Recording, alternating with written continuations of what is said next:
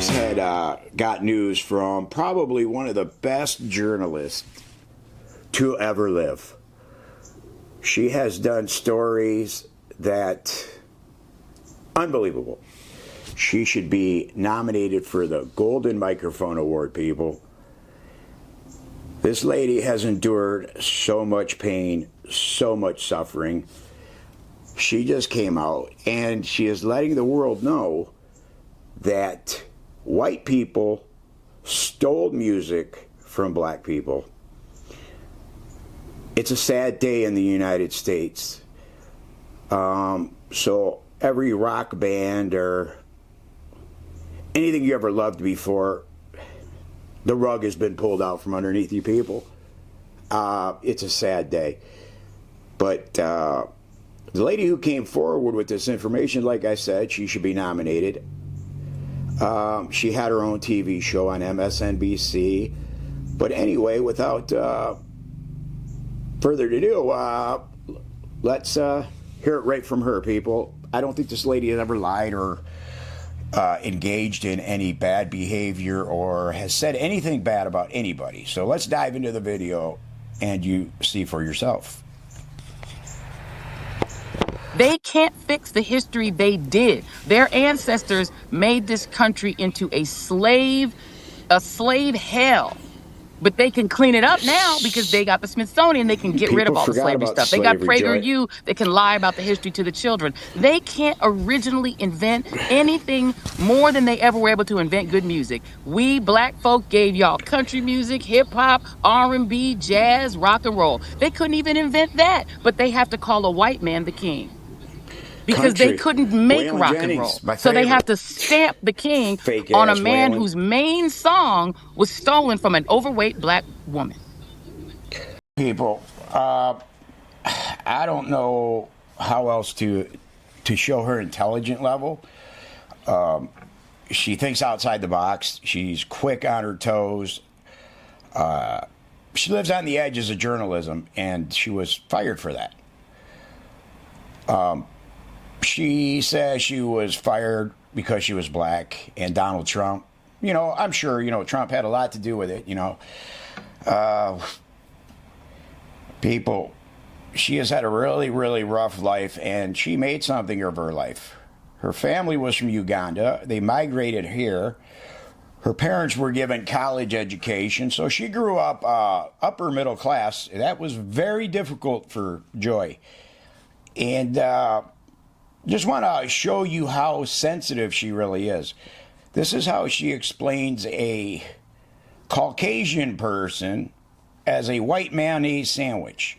But she's not racist by any means. She's just trying to explain the color tone. To be honest and keep it real, this is not the pick that I expected that she would make. It did come down to the final three, as we understand it, and I thought she would go astronaut. Keeping it real, he to me would have been the safest, most conventionally safe pick. White, super white, like, you know, mayonnaise sandwich on Wonder Bread, white. From a border state, he could have made a strong argument for her.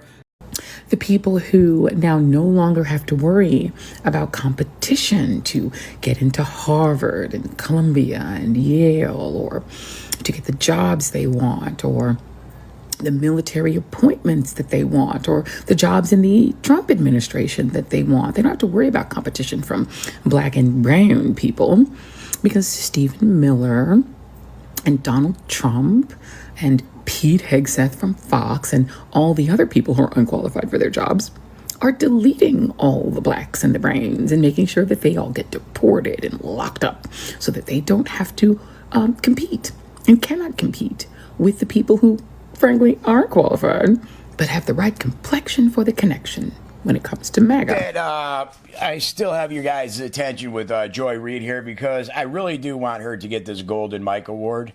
Did you see how she, the technique that she used to call out how the white people in Trump's administration are not as smart as the black people? She did that when such low key. I really enjoyed the way she did that. That's why I think she's probably one of the best, fairest reporters that were out there. and being punished because she is black is absurd. Absurd. There's more to come, people. There is more to come. Check her out with this situation. Republicans like Vance and Trump advisor Stephen Miller, who is tangentially connected to Project 2025, have made it a point to block these disbursements.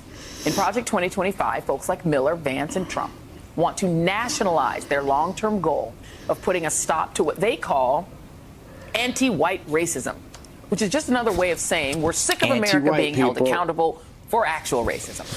Under Project 2025, the Department of Justice would play the central role in executing their national policy of reversing racial progress.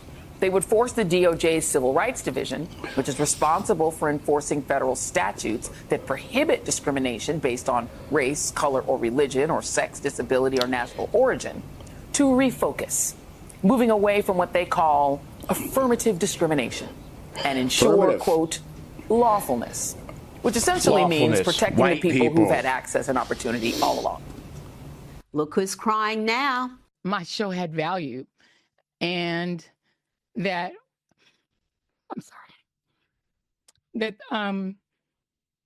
what I was doing had value. No, it had no value, Joy. It was just hysteria, lies, race-baiting hyperbole, designed to agitate the ill-informed left who really don't need any further help in being angry and miserable. I have to agree with lefties losing it there.